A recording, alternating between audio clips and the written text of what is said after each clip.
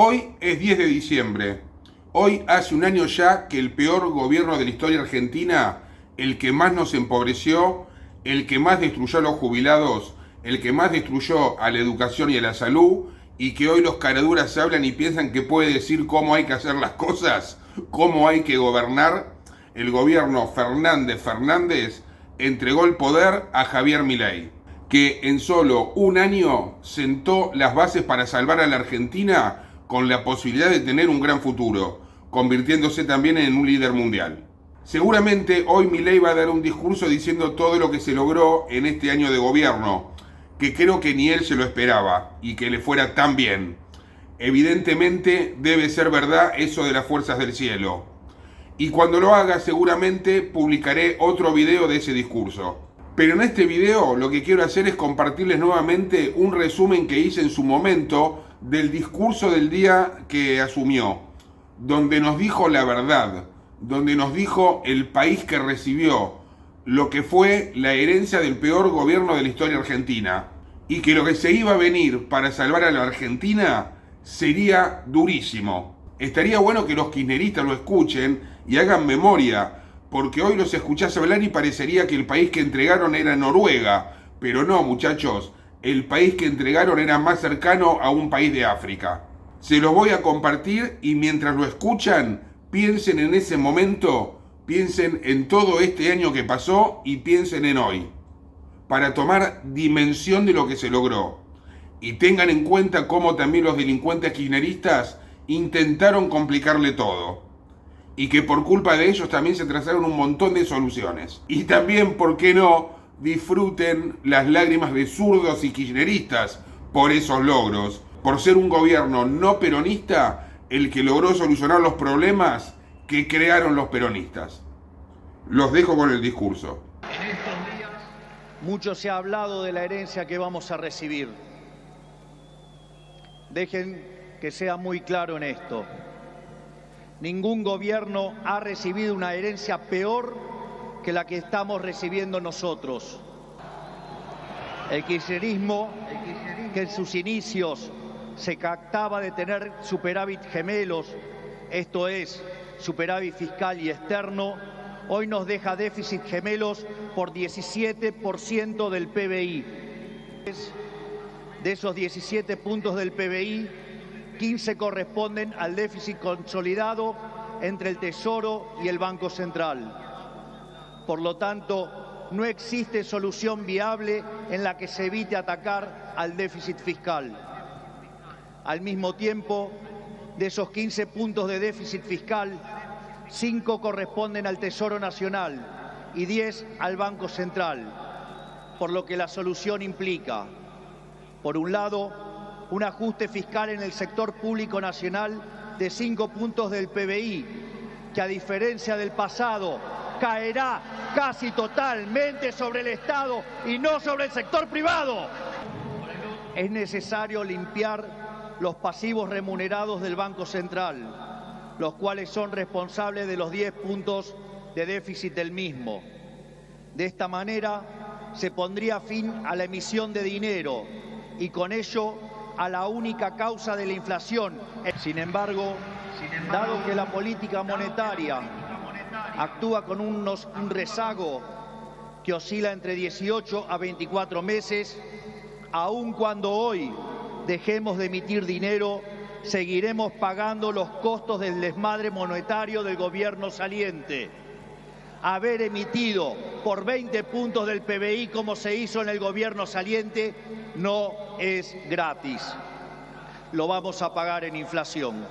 Pues el cepo cambiario, otra herencia de este gobierno, no solo constituye una pesadilla social y productiva, porque implica altas tasas de interés, bajo nivel de actividad, escaso nivel de empleo formal y salarios reales miserables que impulsan el aumento de pobres e indigentes, sino que además el sobrante de dinero en la economía hoy es el doble que había en la previa del Rodrigazo. Tranquilos que no termina acá, la herencia sigue. Esta es la herencia que nos dejan, una inflación plantada del 15.000% anual, la cual vamos a luchar contra uñas y dientes para erradicarla. Este número, que parece un disparate, quiero que sepan que implica una inflación del 52% mensual. El gobierno saliente nos ha dejado plantada una hiperinflación y es nuestra máxima prioridad hacer todos los esfuerzos posibles para evitar semejante catástrofe que llevaría a la pobreza por encima del 90% y la indigencia por encima del 50%. Aparte, la herencia no termina ahí, ya que los desequilibrios en tarifas son soles equiparables al desastre que dejó el kirchnerismo en el año 2015. En el plano cambiario, la brecha oscila entre el 150 y 200%. A su vez, la deuda con importadores supera los 30.000 millones de dólares y las utilidades retenidas a las empresas extranjeras alcanzan los 10.000 millones de dólares. La deuda del Banco Central e YPF suman 25.000 millones de dólares y la deuda del Tesoro pendiente suma unos 35.000 millones de dólares adicionales. Esto es, la bomba en términos de deuda asciende a 100.000 millones de dólares que habrá que sumar a los cerca de 420.000 millones de dólares de deuda ya existente. Como si todo esto fuera poco, esto transcurre en una economía que no crece desde el año 2011. Y en línea a lo anterior, el empleo formal en el sector privado se mantiene estancado en 6 millones de puestos de trabajo, llegando a la locura que el mismo es superado en un 33% por el empleo informal. Por ello, no debería sorprender a nadie que los salarios reales se hayan destruido, ubicado en torno a los $300 mensuales, los cuales no solo son 6 veces inferiores a los de la convertibilidad, sino que de haberse mantenido la tendencia de aquellos años, hoy oscilarían entre 3.000 y 3.500 dólares por mes. Nos han arruinado la vida, nos han hecho caer por 10 veces nuestros salarios. Luego de dicho cuadro de situación, que a todas luces parece irremontable, debe quedar claro que no hay alternativa posible al ajuste. Tampoco hay lugar a la discusión entre shock y el gradualismo. Si un país carece de reputación, como lamentablemente es el caso de Argentina, los empresarios no invertirán hasta que vean el ajuste fiscal, haciendo que el mismo sea recesivo. La conclusión es que no hay alternativa al ajuste y no hay alternativa al shock. Naturalmente, eso impactará de modo negativo sobre el nivel de actividad, el empleo, los salarios reales, la cantidad de pobres e indigentes. Habrá esta inflación, es cierto, pero no es algo muy distinto a lo que ha pasado en los últimos 12 años. Hace más de una década que vivimos en esta inflación. Por lo tanto, este es el último mal trago para comenzar la reconstrucción de Argentina. A su vez, luego del reacomodamiento macro que vamos a impulsar, el cual será menos doloroso cuanto mayor sea la caída del riesgo país y cuanto mejor sea nuestra contención desde el Ministerio de Capital Humano, la situación comenzará a mejorar. Esto es, habrá luz al final del camino.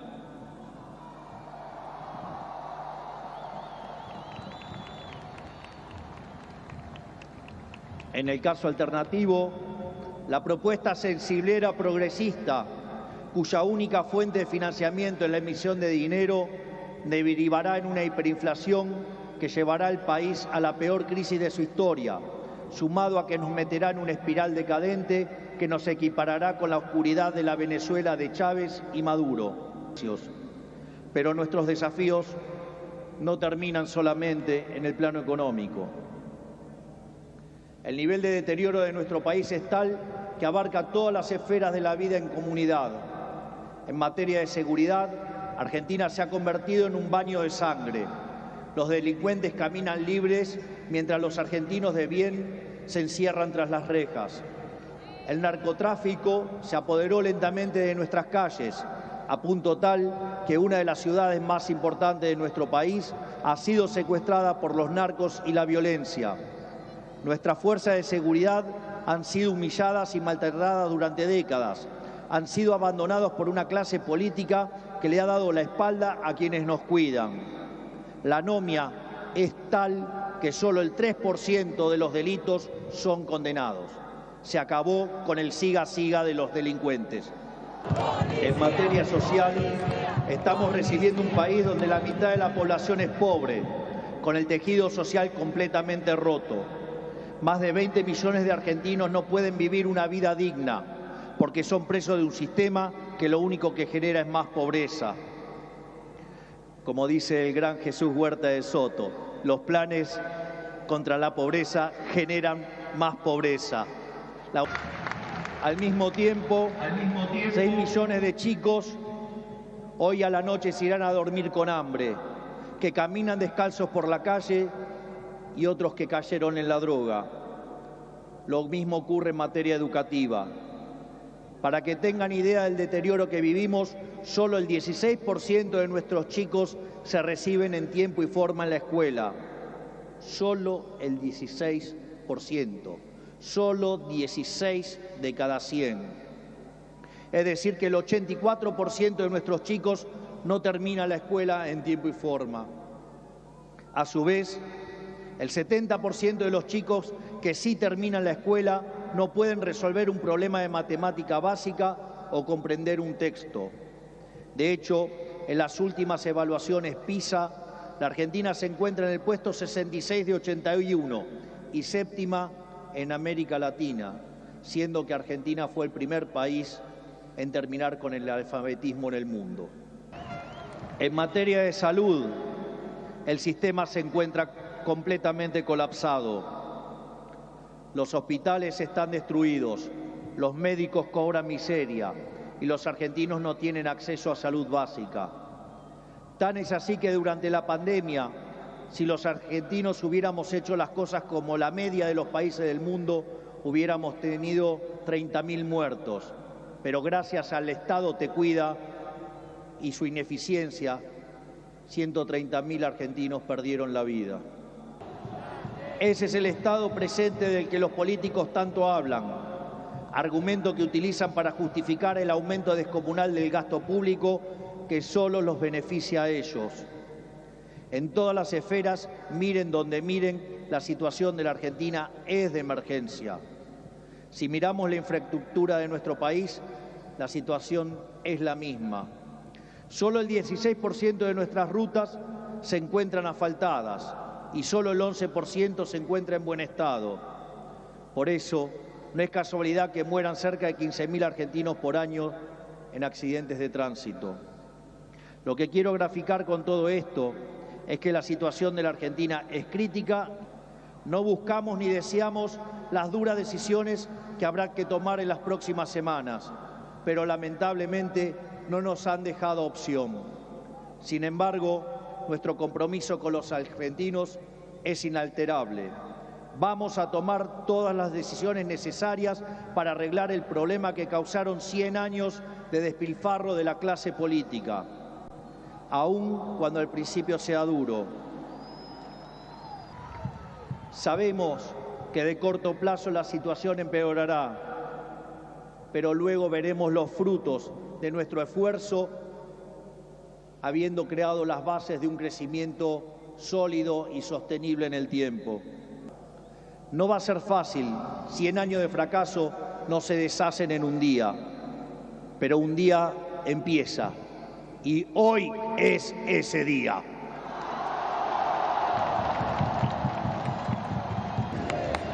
Hoy empezamos a desandar el camino de la decadencia y comenzamos a transitar el camino de la prosperidad. Tenemos todos para ser el país que siempre soñamos. Tenemos los recursos, tenemos la gente, tenemos la creatividad y, mucho más importante, tenemos la resiliencia para salir adelante. Nos propone un país distinto, un país en el que el Estado no dirija nuestras vidas, sino que vele por nuestros derechos. Un país en el que las hace, las paga. Un país en el que quien corta la calle violando los derechos de sus conciudadanos no recibe la asistencia de la sociedad. Puesto en nuestros términos, el que corta no cobra. Un país que dentro de la ley permite todo, pero fuera de la ley no permite nada. Un país que contiene a quienes lo necesitan, pero no se deja extorsionar por aquellos que utilizan a quienes menos tienen para enriquecerse a esos mismos. No pedimos acompañamiento ciego, pero no vamos a tolerar que la hipocresía, la deshonestidad o la ambición de poder interfieran con el cambio que los argentinos elegimos. A todos aquellos dirigentes políticos, sindicales y empresariales que quieran sumarse a la nueva Argentina, los recibimos con los brazos abiertos. Así, no importa de dónde venga, no importan qué hayan hecho antes, lo único que importa es hacia dónde quieren ir. Aquellos que quieren utilizar la violencia o la extorsión para obstaculizar el cambio, les decimos que se van a encontrar con un presidente de convicciones inamovibles, que utilizará todos los resortes del Estado para avanzar en los cambios que nuestro país necesita.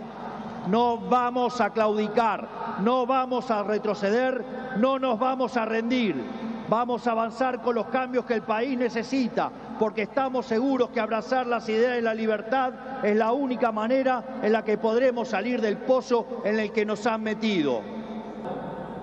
Que quede claro, hoy comienza una nueva era en Argentina.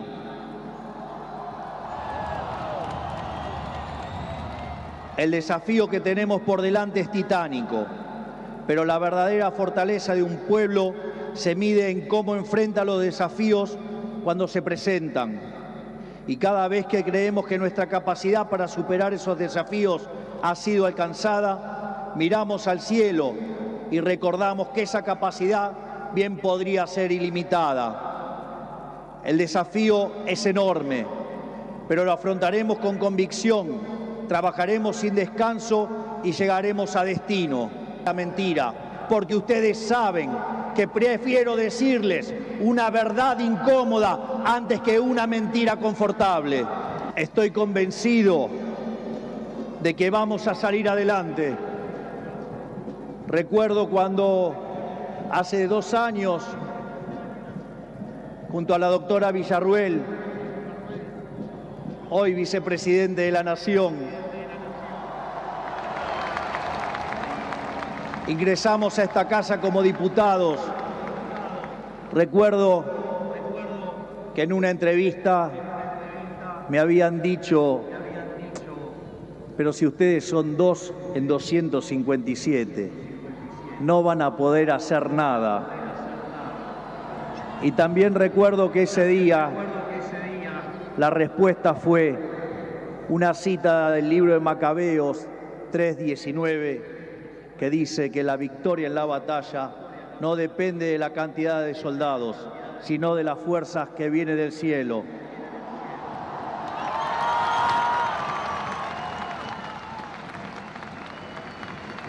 Por lo tanto, Dios bendiga a los argentinos y que las fuerzas del cielo nos acompañen en este desafío. Muchas gracias. Será difícil, pero lo vamos a lograr. ¡Viva la libertad, carajo! ¡Viva la libertad, carajo! ¡Viva la libertad, carajo! Conforme A ponerse de pie que vamos a salir. por el artículo